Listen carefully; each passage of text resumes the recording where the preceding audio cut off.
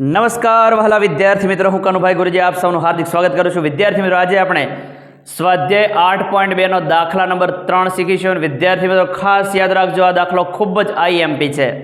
કારણ કે આ દાખલો 3 તમને આવડે ને તો ઉદાહરણ 8 આવડી જાય. જે આવું ને આવું છે આની આ જ રીતે બેઠું બેઠું ગણવામાં આવે છે.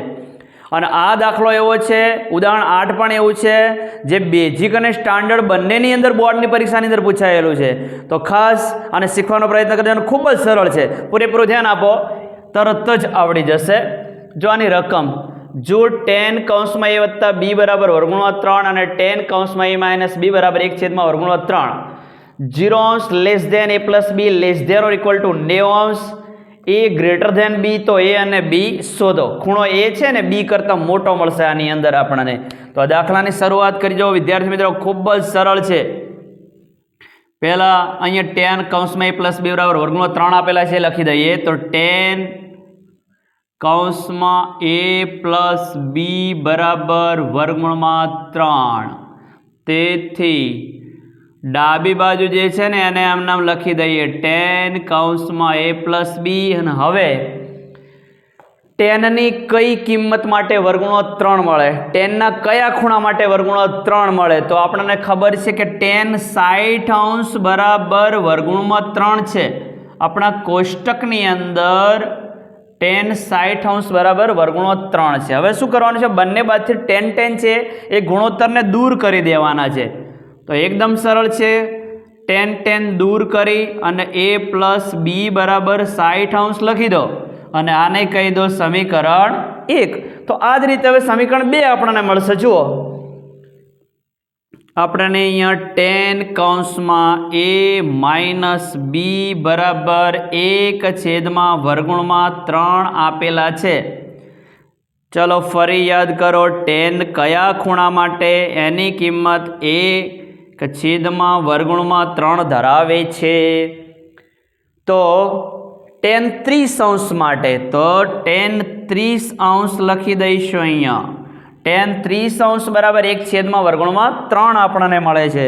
હવે બંને બાજુથી 10 10 દૂર કરી દો તો આપણને અહીંયા મળશે a માઇનસ b બરાબર 30 અંશ. આને કહીએ સમીકરણ 2. અને હવે પ્રકરણ 3 યાદ કરો, એની અંદર લોપની રીત. લોપની રીતની અંદર સહગુણકો સરખા હોય, ચિહ્નો જુદા જુદા હોય તો આપણે સરવાળો કરી અને લોપ કરી દૂર કરી દેતા હતા. તો અહીંયા b આગળ પ્લસ છે, અહીંયા b આગળ માઇનસ છે. સહગુણકો ઓલરેડી સરખા છે એક એક. તો સમીકરણ 1 અને 2 નો સરવાળાનો ઉલ્લેખ કરી દે એટલે b નો લોપ થઈ જશે અને એ આપણને મળી જશે. તો સમીકરણ 1 અને 2 નો સરવાળો કરતા, સમીકરણ 1 અને 2 નો સરવાળો કરતા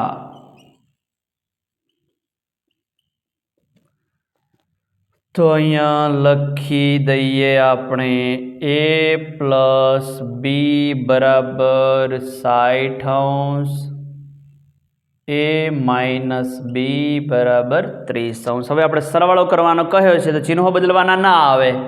60 ને 30 90 અંશ, b માંથી b જાય તો 0 0 આગળ પ્લસ જ લખી દઈએ. એને આગળ ગમે તે ચિહ્ન લખો, કોઈ ફરક ના પડે. 1 n 1 એ 2 થશે. 2a બરાબર 90 અંશ. તેથી આ બગડો ગુણાકારમાં છે, જમણી બાજુ જાય એટલે ભાગાકારમાં જાય. ઉપર હોય નીચે જાય, અંશમાં હોય છેદમાં જાય. તો 2 ગુણ્યા 45 અંશ, 2 ઉડી જાય કારણ કે 45 તો 90. તેથી ખૂણો a બરાબર 45 અંશ મળી જશે. અને આ જે કિંમત છે આપણે કોઈ પણ એક સમીકરણમાં મૂકવાની છે. આપણે સમીકરણ 1 ની અંદર જે જગ્યાએ a છે તે 45 અંશ મૂકી દઈએ તો b આપણને મળી જશે. તો અહીંયા લખીએ સમીકરણ 1 માં a બરાબર 45 અંશ મૂકતા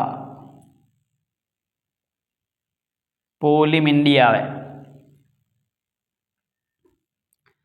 ચલો અહીંયા હવે જે કે એ છે તે 45 મૂકીએ અને ગાડી આગળ ચલાવીએ.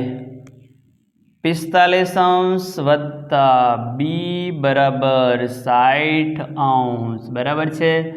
આની અંદર આપણે જગ્યાએ એ હતા ત્યાં 45 મૂકી દીધા. ચલો હવે બી છે એને કરતા કરીએ 60°. પ્લીઝ +45 જમણી બાજુ જશે એટલે -45 થશે. ચિહ્ન બદલાઈ જાય. 60 માંથી 45 કાઢો તો 15, 10 માંથી 5 જાય તો 5, 5 માંથી 4 જાય તો 1. તો આપણને અહીંયા બી બરાબર મળી જશે 15°. બરાબર. તો વિદ્યાર્થી મિત્રો આટલો સરળ દાખલો છે. બરાબર. ઉદાહરણ 8 પણ જોઈ લેજો. આવું ને આવું છે, આ જ રીતે ગણવાનો પ્રયત્ન કરજો, તમને ઉદાહરણ 8 પણ આવડી જશે. વિદ્યાર્થી મિત્રો આપણા આ પ્રકરણ 8 ત્રિકોણમિતિનો પરિચય, આ પ્રકરણનું પ્લેલિસ્ટ બનાવેલું છે આપણી ચેનલ ઉપર. તો એની અંદર થિયરી સ્વાધ્યાય 8.1 બધા જ દાખલા અને સ્વાધ્યાય 8.2 દાખલા નંબર 1 અને 2 પણ મૂકી દીધેલા છે. તો ખાસ એને જોઈને શીખવાનો પ્રયત્ન કરજો. વિદ્યાર્થી મિત્રો હજુ તમે મારી ચેનલને સબસ્ક્રાઇબ ના કરી હોય તો સબસ્ક્રાઇબ કરી દેજો. Thank you very much. ખૂબ ખૂબ ધન્યવાદ. જય મા સરસ્વતી.